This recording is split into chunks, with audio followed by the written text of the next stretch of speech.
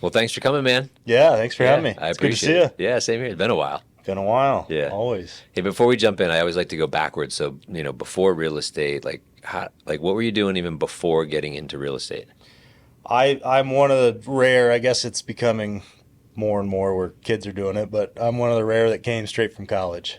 So I was at the University of Iowa, grew up in the Midwest, and graduated.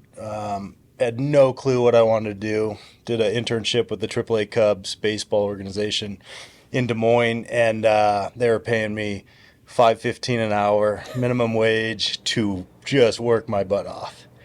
And my mom was down in Arizona at the time and said, "Hey, I just got my real estate license. Come join me. I need help. The market's crazy." This was 05, 06. So just kind of jumped into it and moved down here, and So it's that in was the it. family already. Yeah, so Yeah. 22 years old Yeah. and got right into it. What was your degree in? Business management. Okay. Were you thinking like, hey, I want to get into sports and Definitely, yeah. I played sports in college, played baseball in college, and my dad, my real dad, who lives in Iowa, he's always been a baseball coach, football coach, trainer. oh wow. So I thought I wanted to coach baseball, and I thought I wanted to coach college baseball.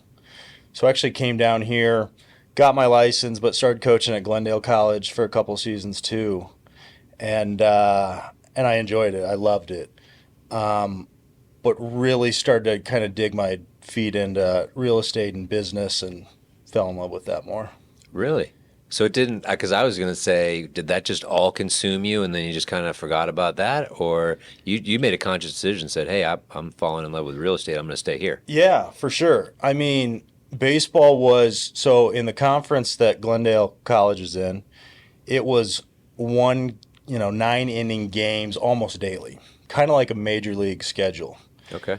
And the conference is all over the state. So we were playing almost daily. So getting to the field early, hitting, doing whatever, and then getting in 14 passenger vans, which I was one of the drivers with a bunch of 18, 19-year olds, right? And I'm 22, so I'm not that much older.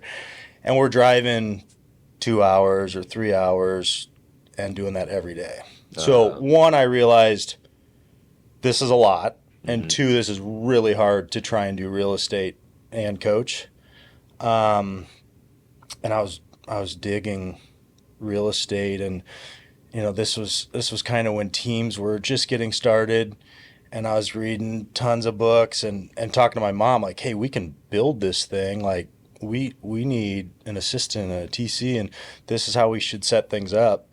And she's like, yeah, let's go for it. Is this where you were kind of bringing in that business degree, business mindset into the real Yeah, I estate? think I think business mindset and just maybe some youth and let's try to do things different. That's cool that mom was open to that. Yeah, totally. Yeah, because she could Yes. have been like, no, just whippersnapper. Right. We're just going to do it my way and do that. Right, for sure. Well, and she was relatively young, maybe 3 years into it. So I think she was open to that. And she actually sent me the Gary Keller first book, right? The Red Real The Estate millionaire real estate Millionaire. agent. Yeah, yeah. Yeah. So she sent that to me when I was in Iowa, working as an intern, and I think Wow. I read that thing in 2 nights. Nice. So I was, 21, 22 as an intern, and I get roomed with a 40-year-old intern from Nebraska. So, so leaving college, starting this internship, having no money, and having a roommate that's twice my age, basically.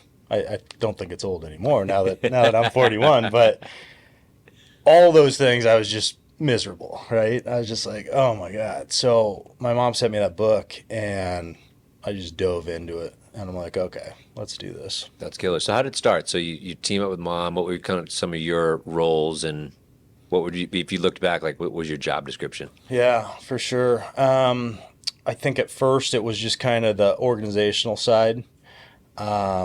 I learned quickly that, especially, we sell a lot in, at the time, an active adult community in Trilogy at Estancia. That's where my mom and stepdad lived. So I'm doing open houses and I'm 22 and learning quickly that, these 55 plus potential buyers probably don't trust me, or they're like, what is this kid doing? How I'm not going to use him to buy a house, right? So I learned quickly, one, I need to know more than anyone on the real estate side. So when I have 5 minutes with someone in an open house, I can wow them, right? But two, I was like, okay, it's okay to start as a apprenticeship basically and learn the business, learn the sales side, and still bring something to the table and doing the TC work and really creating this organizational chart of here's where we are now and here's how we get to where we want to be. Nice. What were some of the hires that you were taking on after, right? So you work out this kind of pro forma, so to speak, of what you thought it would look like. What were some of the next couple hires you Yeah, were thinking? so first hire was a TC. And this is probably 2007, 2008, somewhere in there, where maybe there wasn't a ton of TCs. So TC and just general assistant. And then from there, I believe at the time my mom was the listing agent. My stepdad joined us, so he was great with buyers. I'd work with buyers a little bit, and then we had a TC. And that's kind of where it was until 2016. I guess we added a few more buyers agents, a few more team members. But that's kind of where it was until 2016 when I opened Lake Pleasant Real Estate. What was the catalyst of that move? Um, I always knew I wanted to do my own thing. My mom was slowing down. When my wife Amanda got pregnant in 2012, I remember being scared to death and telling my mom that. And right that same day, she said, I'm thinking about retiring. Where I think we want to spend our summers in San Diego. So I'm still 30 at the time, so I'm a little scared. Like, okay, all these big changes, right? That's a lot. But I just knew I wanted to dive into it, and it was kind of time to lead.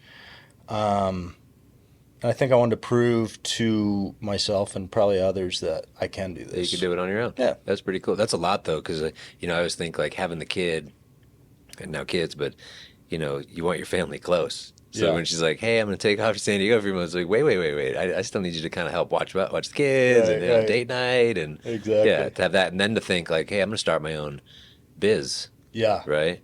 And that had nothing to do with hers, right? So she wasn't exiting and you were taking over hers. It was, hey, I'm going to go start my own without hers. Yeah. She was an agent with us, but she had slowed She was down. phasing out. And yeah. She was phasing out. Okay. For sure. So how did that start with yours? What were some of the things that you did? Was it, hey, I'm going to do it the same exact way, or was there some stuff you did a little different?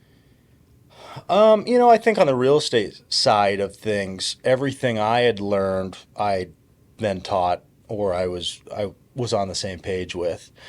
But from starting a brokerage, it's pretty new, right? It's all very new. So I picked things up from Coldwell Banker, which is where we first started, to HomeSmart, which is where we went after that, and then Remax Professionals, where I learned a ton. So I kind of picked the best things from each and knew some of the things that I didn't like at certain places, and just said, look, this is where we start. I like that. Yeah. And I didn't know there were so many moves in there. So what was the catalyst for the move from Coldwell to HomeSmart? Yeah, I think Coldwell to HomeSmart. HomeSmart was relatively, I don't want to say new, but picking up steam at that time. Mm-hmm. So Matt Widows was, really creating a monster there. And we had our systems in place and realized, hey, we can do what we're doing and essentially pay less, right? Yeah. Uh-huh. So that was the move there. And we were scared to death of, because, back then especially, it was, you got to be with the big name. Mm. And I think people have kind of realized it's the agent, not the brokerage. Mm-hmm. And that's not entirely true. Like, there's advantages for everything, right? But that was a big move at the time. Yeah. And then Remax, I was being recruited hard by Nate Martinez, who owns Remax Professionals. And I felt like at HomeSmart, maybe we were just too comfortable. We weren't learning, especially me at I don't know, 27, whatever I was at the time. I had met a lot of young professionals, and they were all with Remax professionals at the time. So my couple years there, I met a ton of people, and a lot of those people have now, started their own big teams or brokerages. So it was a great couple years where. But there was someone there that you could collaborate with, learn from, chase. For sure. Yeah. Absolutely. Nice. Yeah. And now at your own place. Okay. So how is it set up now? So you started, is it 2016 was when you started? Yeah. March we're 2016. 8 years in. So yeah, we're about 8 years in. Congrats. Thanks. Yeah. Yeah. I mean, it's been great. Probably the best thing I've done on the business side of things. How many agents you got? We're at about 17 right now. Nice. We've always been between 20 to 25. And I think as the market's maybe slowed down a little bit, we've lost a few agents. And truthfully, I don't want to say I put real estate on the back burner, but this year I've made other things a bigger priority, health, family, stuff like that. Mm-hmm. So I think we've lost some agents just because it's, they can tell maybe things weren't running as smoothly as possible, Mm-hmm. which I told everyone. I lost my mom last year in August, and that changed my way of thinking, right? And it hurt. It still hurts, but it was rough for a solid 6 months, like really rough. And I'm like, I want to do certain things, whether it's health or fitness type goals. So those were my main goals. Mm-hmm. Whereas for every other year, it was, okay, time to set goals. Real estate business was always at the top. Right. Then it was your health, your family, spiritual, whatever it is. So I made an effort to say, okay, I want to run a marathon. I want to do an Ironman event, triathlon. And I consciously said, I'm not going to set real estate goals for 2024. Wow. First time I've ever done it. First time. Wow. And it's amazing how when you don't set goals, you don't hit numbers that you are used to. Mm-hmm. And this is the first time I'm actually okay with it. Now, it's changing, right? Like, we're all competitive. We all get the itch. We all see, okay, my numbers are coming down. Maybe it's time to pick this up. But at the time, that's what I needed. Mm-hmm. I truly feel that. For sure. And I did some things, for myself and my family that were awesome.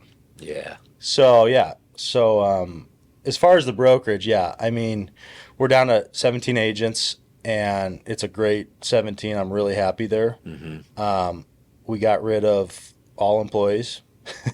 Okay. So I'm the broker, and I'm also the one checking files. Wow. And writing checks. And, we've got systems down, so it's actually not that hard. It's not as hard to manage when it's already running Exactly. optimally at a pretty good clip. I'm spending maybe 10 hours a week on that. That's not bad. Which is great. Mm-hmm. Not to say we won't want to grow in the future, but right now I'm really happy with just kind of this tight-knit group. Everyone's experienced or the type that will call me and we can figure things out quickly. There's no headaches. Yeah. Whereas when we were 25 agents and producing a ton and I had a few employees, there was more headaches, right? There's more to deal with. More responsibility too. Definitely. Right. You feel more responsible for so many people. 100%. Mm-hmm. Which is a lot of pressure and stress. A lot of pressure, a lot of stress, and it eats at you. So yeah, it's kind of been a reset year. Mm-hmm. But I think, like I said, that's what I needed. Yeah. I'm sorry about your mom, man. Oh, I appreciate it. I knew her and did some deals with her, and she was special. Yeah. Yeah. It's But getting that new perspective, right, and putting the family first and doing all those things, especially with the kids. So, like, the kids are going to remember for sure this year for sure. But also that means that, yeah, you're competitive and yeah, you'll turn it back up, but that doesn't mean it turns up to where you move that to a top priority again. You can still increase it and keep your family the priority, right? It's just building it a new way, and that's where you have the opportunity to do that. 100%. And look, I mean, I see your numbers. Like, you still have great numbers. They're not where I know that you could be, Yeah. or maybe even think 2 years ago, like, that's not where I want to be. But they're still rather good numbers. Yeah, and that's part of it. Like, I've realized, okay, if I'm happy financially, I can do what I'm doing right now and pay the bills and be where I want to be from a, retirement standpoint, investment standpoint, which is a relief, Right. which is a pretty cool feeling. Yeah. Now, the competitive side says, maybe you want to grow this thing and be huge and create a legacy, but that's kind of become less and less important as I've gotten older. Mm-hmm. And like you said, the kids are young, they're in sports. I love it. This is fun. I just started coaching our 11-year-olds. We started a club team. Me and one of my agents. He played in the bigs for about 7 years, and is awesome with kids. He's this 6'7" crazy old relief pitcher. Right? They're all kind of nuts. Not nuts, but goofy. Yeah, a little. They're goofy. Yeah. So, but he's so amazing. Perfect with kids. He's so amazing with kids. Like, he's running with them and doing drills, and it's awesome. That's fun.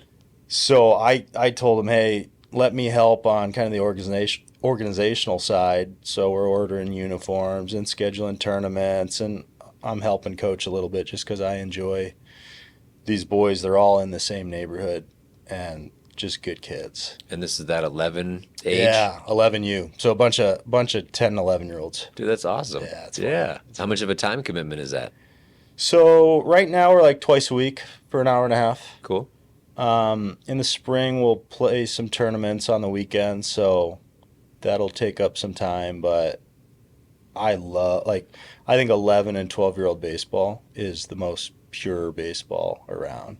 Really? You still got the smaller bases, so they can do some amazing things. Okay. But they're old enough where they're turning a double play for the first time. It's not just strikeouts and walks and stolen bases. Like, you're seeing real baseball, but they're on the small enough diamond where it's exciting. Yeah. Once they jump up to 90-foot bases, like when we were growing up, we made this giant jump from Little League 60-foot bases to 90-foot bases in 7th grade.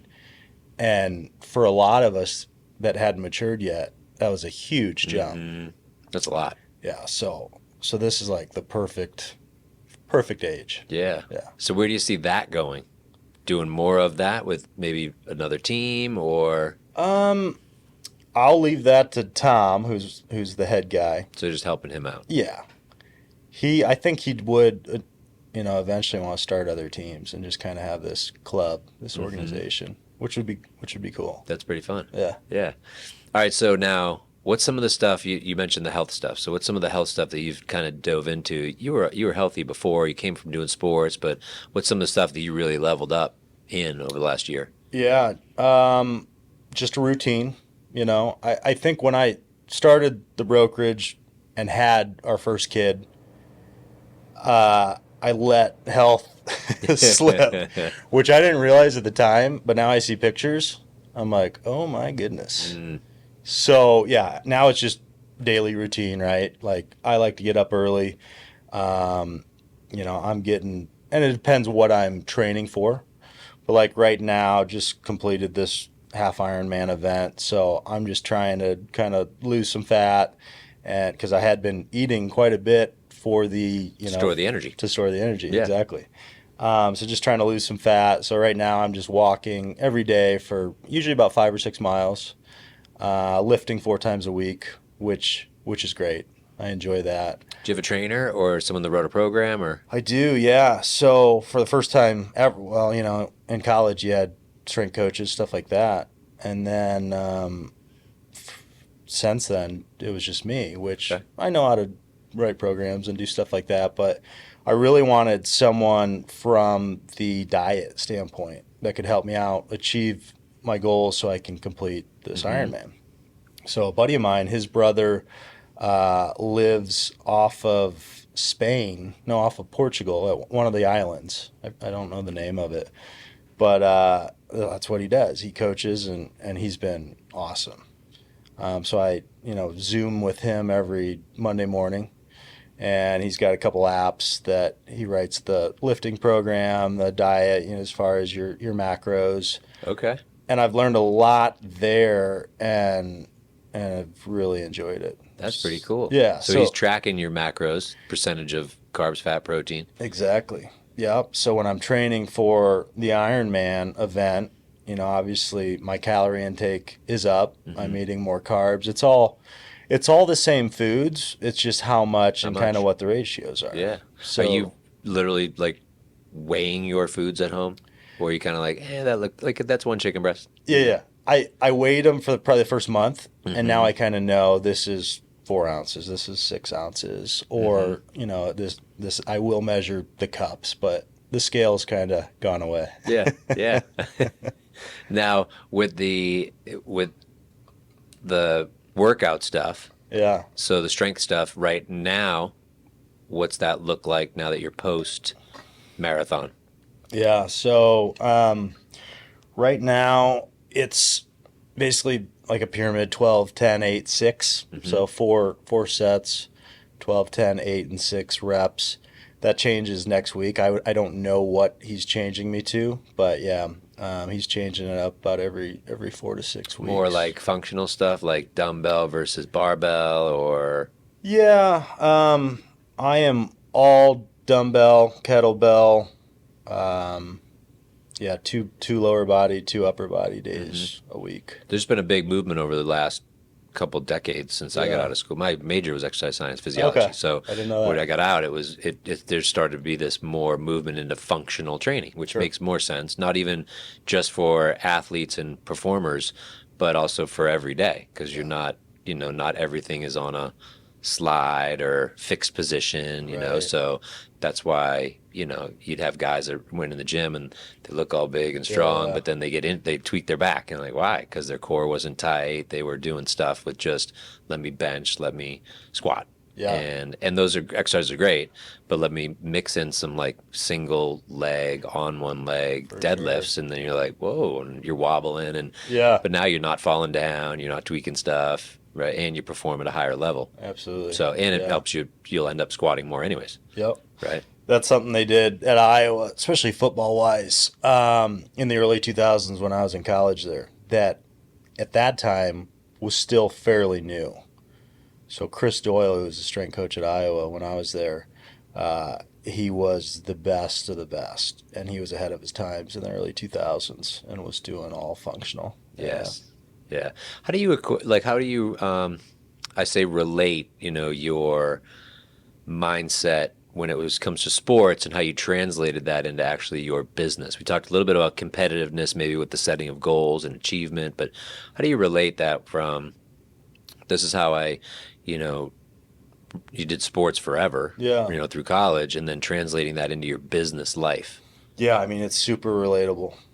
The things I've learned from coaches, I took right into real estate. Whether it's recruiting agents, is very similar to recruiting athletes. How so? Knowing what you need to say, how you need to relate, what people need and want. So I've always enjoyed meeting new agents and recruiting them, and I don't want to say it's a game, but it's something that is fun. Mm-hmm. Well, you can gamify it. Yeah. Right? Absolutely. Mm-hmm. Yeah. I think it all relates. And then, as far as, the business side of things, something I learned in college, I would say, is win the day, right? Like you've got to have long-term goals. You got to have long-term goals. You got to have some short-term goals, but what matters is today. Mm. So if all you can do is be the best today, and I know it sounds corny, but you talk to any program, mm-hmm. and they all say the same thing. Like, you've got to focus on today, and then you wake up and you do it over again. Yeah. And once you stack days, now you see progress and you hit your goals. And it's that simple. Stack days. It's that simple, but not too many people do it, right? What do you think keeps them from doing it? Doing the same thing over and over is not fun. It can be boring. It can be boring. It can be tedious, especially in real estate. Like I think a lot of us get into it because we don't want the 9 to 5. We don't want to sit at the same place, and in real estate, like every client's a little bit different. Every deal's a little bit different, or can be. But to be uber successful, like some of these agents and some of these mega teams, you've got to do the same things, whether it's every morning or every afternoon. Like a lot of these agents, their morning is filled with phone calls or training, and their afternoons are appointments. And when we were really rolling, that's kind of how I treated everything. Like I learned how to time block, and all appointments were after lunch, 1 to 5. And morning was getting things done, whether it was on the brokerage side or making your calls, and that it's super efficient that way. I'm gonna ask you two questions. So, what does winning the day look like for you now? Yeah. And what did it look like, 2-3 years ago? Sure. 2 to 3 years ago, it was being in the office from 9 to 5, Monday through Friday, and making every single call and feeling like I needed to hit sales goals on a monthly basis. Did you have daily like contact goals? Like, hey, I'm gonna make calls till noon and do my appointments this afternoon, but hey, I've got to contact at least 10 people, right? Or like, was there a number? Absolutely. I think most days it was 15. Okay. So 15 contacts, right? Whether that's call, text, email. So that was about an hour of my day. Then some days may be, hey, we've got to get a mailer out. Again, I sell really specific neighborhoods. So these mailers are extremely specific and data oriented, where, we're sending out monthly mailers based on last month's statistics to a specific neighborhood. So that was 2 to 3 years ago. Now it is more, got to get my workout in. Gotta take kids to sports. I like to work with my son as long as he's open to getting outside. Yeah. Like if I can work with him 3-4 days a week on the baseball side of things in the morning, whether it's hitting on the tee, that's big for me. It's just got to get him to do it. That fills the bucket. Right? Yeah. But this past 6 months, 12 months, winning the day has literally been, got to get my workout in, got to eat right, got to be there for the family, like first and foremost. It's awesome. And it's been great. And like you said, the focus has not been on real estate, but when the time comes where I need to sell, need to be there for a client, it's right there, and I think they're just as happy as they've always been, and we're making enough to do what we need to do. Yeah. Last week was the first time, I don't know if I should be saying this, but last week was the first time like I spent all week in the office, and it was actually enjoyable because I hadn't done it in a while, and I kind of updated our CRM and made a ton of calls and emails and texts just to reach out to people and see how they're doing. But it wasn't a have to, it was a want to. It wasn't a have to. Yeah, exactly. Yeah. It was even to get to. Like, you get to do that, because some people in this time right now would love the opportunity to be able to go in and talk to people and do stuff like that, where you get to do that. Yeah. With kind of all the changes coming August 1st here in Arizona, I knew this was something I needed to do on the agent side. Was, hey, these are the new forms that are going to be hitting in 2 weeks. So I spent 5 hours on just kind of content for our agents, and this is what the new forms will look like. This is what I'm going to do on my side of things for my clients. And if you want to copy that, please do. Did you record those as videos to them? Did not. No. Okay. I've got it all in some PDFs and some emails. I need to get I need to get the video going. I think people will, I mean, I'd open your PDF, and obviously this is super important for our Yeah, industry right now. But also, if it came along with a little video intro to it, or even a video of it. for sure. Well, the video that Aaron Green with AAR did, I thought was really well done. So that's included in this email. Cool. I'm hopeful my agents will watch all 2 hours of it. They need to. I think every agent should, Mm-hmm. because there's a lot of new things coming and a lot of options. I think it'll be. I think it's a lot more paperwork, and there's going to be some crazy 4 to 5 months. Yes. But I think it'll all work itself out, and it comes down to communication. It always does, right? Yeah. But I think there's plenty of agents that they're maybe part-time or scared to death of this new world, and maybe they get out of the business, or they're just too scared to even jump in. Whereas if you just jump in, like start by watching this 2 hour video and then start, figuring out, okay, how can we use these forms to help our clients, to help us sell more homes?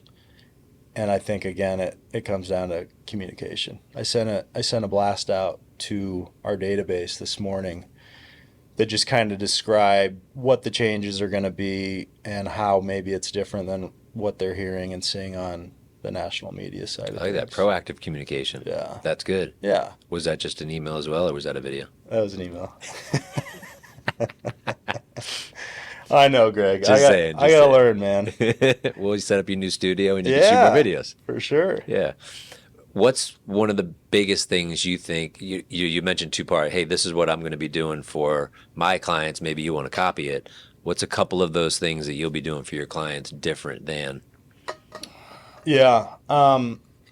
So, I mean, I think it's still, we're talking about the cooperative compensation. We don't say commission anymore, I guess. So on the compensation side, I'm going to stress to my clients, to my sellers, that I think it's important to offer compensation to the buyer broker.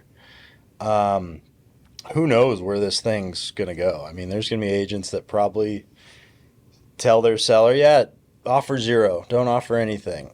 And we'll see where that gets the client in the long run. I believe a seller's main goal is to sell their home, right? Like, yes, we want to get as much as we possibly can and sell it in the shortest amount of time with the least amount of stress. That's always the goal. But I think by casting that wider net and offering compensation to someone that's going to bring your buyer and is working hard and deserves to get paid, I think in the end that wins out. Yeah. Well, it would be a very narrow net if Yeah. you put zero. Exactly. Yes, I agree. Yeah. Now, there's different avenues. They could ask for it in the offer. I think we're going to see some of that and possibly a combination. So, we may have the cab where we're offering X percent or X bananas to the buyer broker. And if that's not what the buyer broker or the buyer wants, they can now write that in an addendum to the purchase contract, which I think's great. Yeah. And then I think as markets change, let's say we get back to 2021 where there's multiple offers and homes are selling in 7 days or less. Strategically, maybe you don't offer as much. I don't know yet. But I think strategically you'll see people offer less and let the buyer and the buyer's agent deal with Ask it if in the they need offer. to. Right. Because now you've got competing offers, and as much as I don't like this, the commissions are all part of the seller's net. That's going to come into play. Right. So in a tougher, in a more of a seller's market, we maybe see that. But I think right now where, days on market is getting up there, sellers want to sell. There's some sellers that need to sell and are maybe a little desperate or a little scared. I think it's in their best interest to offer compensation like we always have or have for many, many years. So just kind of the strategy behind it, it's something that it's interesting. Mm-hmm. There's a couple different ways to go about this. And it'll be interesting to see which maybe wins out or how how people go about it. Like you said, it'll be an interesting 4 or 5 months with Yeah. the stories that we'll hear from you guys saying, "Hey, I got an offer like this," or "I talked to the seller. That's the other agent said this," and Yeah, we'll start to see how that all plays out. definitely. But even when you go back, like let's go back to like during the COVID times when there were multiple offers, like 5 in there, and it was very similar, right? You're getting multiple offers, and when you get the offer and it said, my guy needs concessions, and this one said, I'll waive inspections and doesn't need concessions, and I'll waive the appraisal. You're like, oh, let's take that one, right? Like Right. the one that had the less friction and would net more to the seller typically won out anyways. Absolutely. This just is more paperwork for you guys to go about Yeah. this to the same means to an end. It is. What I don't like is, though, it's going to put agents in weird positions. You know, if I'm representing a buyer who I've developed a relationship with and I know loves a house, and someone counters, hey, these are the terms, but, you know, we need to only offer you a X percent, a smaller percent. It's going to be hard for me to hold that deal up. Now there's the buyer broker agreement, so now maybe your buyer's chipping in, but it's just going to, But maybe there's they going to be can't. and maybe they can't. Right. And are you really going to stop your client from getting potentially their dream home and creating a relationship with them for multiple deals? Right. And that's not fair. It's not. Well, for some who are okay financially, Yeah. okay with their business, have Sure. a ton, can obviously outlast and get and say, hey, I'm going to get a lot of referrals. That person's going to sell their house eventually. They're going to move up again sometime or downsize. Like they can do. For others, they have the commission breath. Yeah. It's their only deal. Right. They got to pay their mortgage, and I don't know. Yeah. I hope that the moral compasses are super high. And you know, the good agents, theirs will be, but there's all, but also, you know, I don't think an agent deserves $10 to go show 60 homes and I agree. spend a lot of hours. Right. So yeah, it'll be interesting. It's gonna. It'll all play out. Yeah. And I don't think a ton will change. Like you said, it'll just be more paperwork and more hoops to jump through. Yeah. Which hey, So what do you see for yourself over the next 6 to 9 months? yeah. Well, I signed up for some trail runs, so kind of mountain trail 10Ks. So my wife and I are going to do those, and hopefully another She'll couple. do them with you? Yeah. Kill So it. she's a big runner. Yeah. So I got her down for that, and then hopefully another couple that they like to run as well. So we'll do those together. That's once a month for 6 months, October through March. Wow, cool. And then my wife may sign up for Tucson Marathon. I believe that's December, maybe January, but December, January. So I could see myself doing that with her. Just because I guess we didn't talk about this. I ran my first full marathon in February, the Mesa, and it did not go as planned. Wait, what was the plan? What was the plan? I think the plan was probably 3 hours and 35 minutes, if I remember right. And the first half was looking great. Like everything All right. felt great. But then this was during the Waste Management Open. If you remember, it was like 38 degrees and raining. Yes. So the race started at 6:30. We had to be at the buses that took us to the start line at like 5. So that means I'm getting up at 3:30 to get something to eat, to get down to Mesa, and we're just sitting in the rain, and it's just pouring. The rain stopped right around 7 when the race started. They pushed the race back a little bit, so we started at 7. First half was great. I've got like a 8-minute pace, just feeling amazing. See my wife a couple times. She's cheering me on. I'm like, yes, this is great. And then mile 13, 14, it drops like 4 or 5 degrees. Like I feel it. We're going under the underpass of the 202 in Mesa. And temperature drops and it starts pouring again. And I'd been dealing with a little bit of a knee issue, so knee starts hurting. And then I realized that, well, I didn't realize at the time, but now I realize I did not eat enough gels, right? Have enough carb storage. So I hit mile 22 and just bonked, just tanked to the point where I want to say my last 3 miles, I'm essentially walking. Wow. I'm getting passed by 80-year-old men and women, and I'm not happy about it. And my wife, she jumps in and she's running with, she's like, "You're doing great." And I just want to like throw her to the sidewalk. I'm so mad. I crossed the finish line, no smile, not happy. I go straight to a tent and kind of get stretched out like I'm not feeling good. And it all goes away, right? Right. So first thing I learned was pain's temporary. Yes. Second thing I learned was be proud of the accomplishment. Like, you learned a lot. Mm-hmm. And then recently, after I did this half Ironman, I realized that my diet was way off. My in-race diet was way off. So to get back to Tucson, it's redemption time, baby. Yes, I love it. I love it. You need to just sign up today. Yeah. So I think we'll do that. Good. And then the full Ironman is it's every October, November in Tempe, and I'm not ready for it this year. Okay. So it's on for 25? 25. All right. Yeah.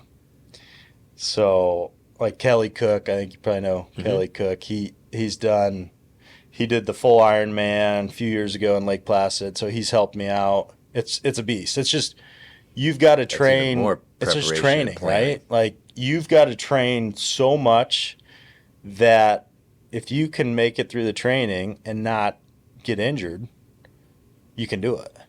There you go. And you can't do the half and not do the full. So You're halfway there. you just got to do it halfway there. Wow. Which one of the events do you like the best? It's running. Yeah. Oh, so the half Ironman over the marathon was a lot better experience.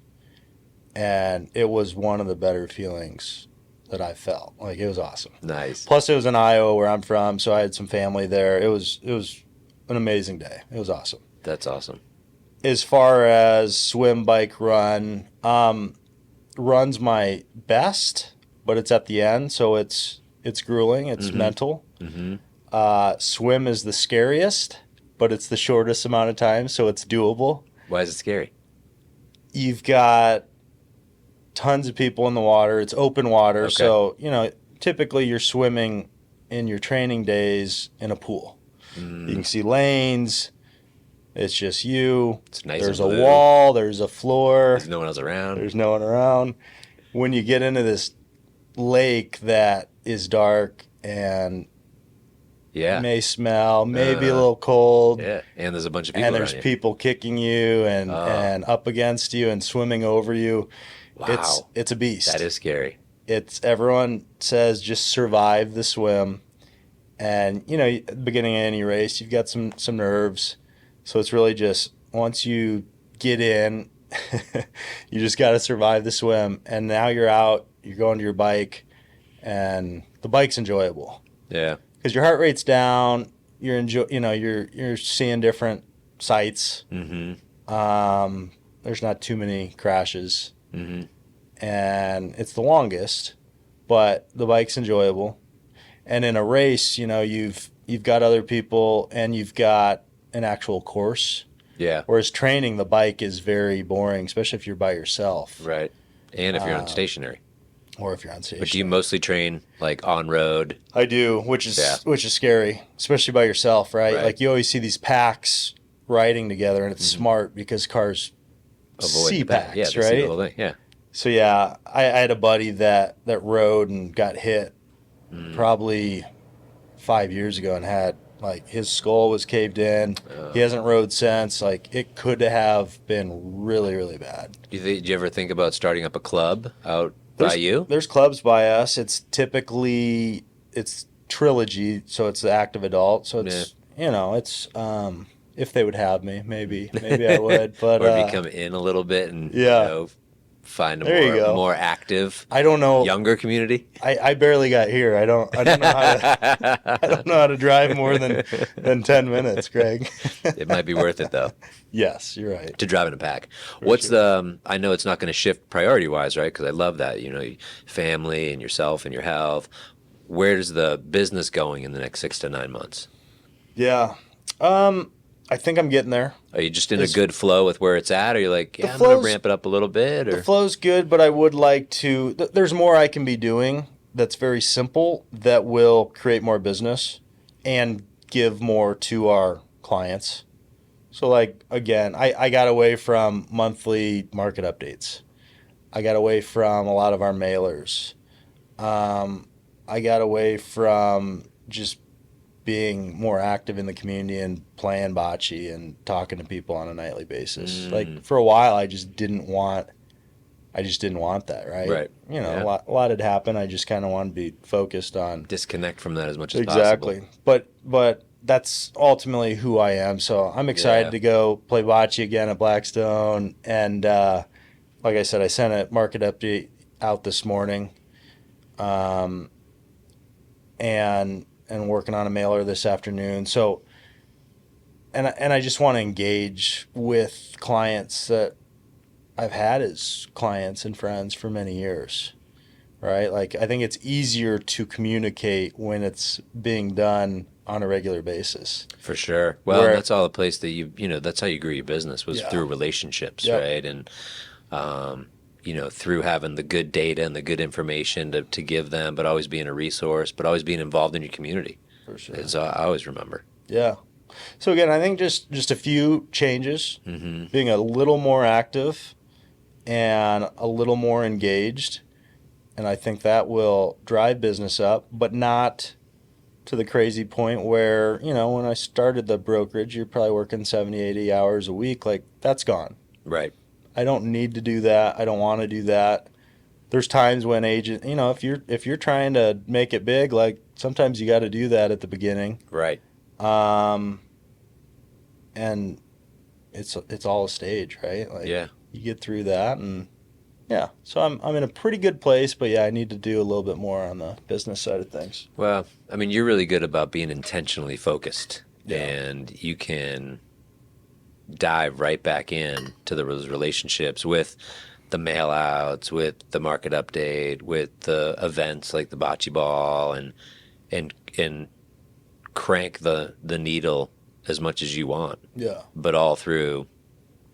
It's not like you gotta be like, okay, man, I need to be on the phone for 2 hours calling expireds and canceled, or I'm gonna start recruiting 10 agents to the group. Like, you can just move the needle in your business by just turning back on the relationship to those people, getting sure. back in touch with them. That's it. Yeah. Calling them, mailing them, emailing them, bocce ball, you're done. It'll automatically just ramp up. Mm-hmm. And then also we know the market's going to turn eventually here soon as well, so it'll naturally just come up as well.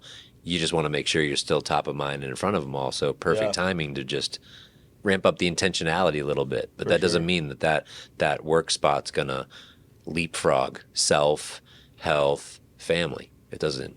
I Yeah. can be super intentional here. That's just going to grow, but all the other stuff's going to stay right where it's at. Yep. What are your thoughts on the market moving forward? Well, I mean, obviously with the election and all this stuff happening, like we just don't know where it's going to end up. Yeah. But I feel like we're getting to where you can see the light at the end of the tunnel of the recession and inflationary action. So, whether it's mid to late 25 or even into 26, I mean, it's going to turn around eventually to be a new normal. Yeah. Where new normal's like, look, rates are in the mid fives. Like that's a healthy economy. I don't think they'll get to the threes for sure. Fours, you might dip there sometimes, but really it's the mid fives range of that just as a long-term sustainable economy. For sure. It's just taking them a long time to get there. Yeah. So if rates hit mid fives in November and inventory is still at 17, 18, 19,000, what do you think happens? Well, I think you see the same we talked about earlier of multiple offers on homes. Yeah. I think people are going to have to start looking at the builders again. The builders have to have building again because they've slowed down a bit. They're starting to ramp up, but they need to ramp up even more. Yeah. And it doesn't really move the affordability needle that much. Like going from 6.5 to 5.5 doesn't take someone from 400 to 600. Mm-hmm. Yet that's what people seem to think, like, wow, it's a big payment. I think I'm going to wait for the rates to come down. I'm like, well, if rates come down a point, you're only going to qualify for about 50 more. They're like, whoa, really? I'm like, yeah. It's like, oh, okay, then I will go shopping this weekend. Yeah. So a lot of it's like a reality check of, oh, wow. The other thing is like this with your compensations, right? If they need the compensations, like get them now, because when there's a high demand for a house and you're going up someone who doesn't need it and you need it, you're not getting that house. Right. And now you just spent days, weeks, months looking for homes. You found the one you love and now you can't even get it because there's all these other people. So I know it sounds weird, but to look now, there's 17,000 homes to be looking for. Rates go to 5.5 and there's only 9,000. That's not as many on the market. Right. And no matter what product you're looking for, when there's less of it, it gets more expensive and it gets harder to find. Yeah. Yeah. And now, there's certain sellers out there that may come down X percent, a pretty big percentage off their price. Mm-hmm. Or maybe they'll buy down your rate, right? Whereas if all these things do happen, and we're getting multiple offers, now they're saying, we need to be here. Right. So yeah, the biggest thing I think is I've never been pushy. So it's educating that to buyers without coming off as Pushy. why aren't you buying? Why aren't you, Right. being pushy? Yeah. Exactly. I mean, I tell people, look, I don't need to close your loan right now. Yeah. I'm happy to close it in 6 months, in a year, because you're going to ultimately buy a house at some point in time. But I just want to put the numbers and the education in front of it for you. Here's the data. Here's what's happening. Here's what happened in the past. Here's what the forecast looks like. You make your own decision. Yeah. Because like you said, I don't want to come off with that commission breath, need a sale. Yeah. Well, of course, you're the mortgage and the real estate guy. Like, don't ask a barber if you need a haircut. I get it. But at the same time, the barber's the most educated person in the room when it comes to your hair. Yeah. It says the bald guy, right? but if you're asking for, hey, is now a good time to buy in the market? Most of the questions are more like, well, what are you looking to do? What's your goal? Is this a retirement play, or is you looking for a house? Like, what, to just live in right now? Are you temperate? Like, there's so many questions that go in. It's a loaded question, right? And so many questions from you and I go right back to them to help them make the most informed decision that's going to help them now and to accumulate wealth long term. Yeah. Yeah. In my email today, I said, here's a couple scenarios of why it may be the right time to buy now. And one of them was, if you're cash and you're looking for a vacation home where you're not needing to sell, it's a great time to jump in now versus potentially in 4, 5, 6 months when there's more competition, right? And it's summer. So especially in my market, like summer months, $1 million plus, it's in our community, half the people are gone. They're in Washington or Chicago or Canada enjoying temperatures. Right. So it's a great time to really get something and get a great deal. That's a good tip. Yeah. Yeah. And look, you've been entrenched in that market a long time. You know the trends. So you know that time where they can kind of time the market seasonally when the price is ripe from a negotiating point of view. For sure. That's a good point. Yeah. Well, dude, thanks for coming, man. Of I really course. appreciate it. This has been Yeah. really fun. Thanks for having me, man. Thanks, brother.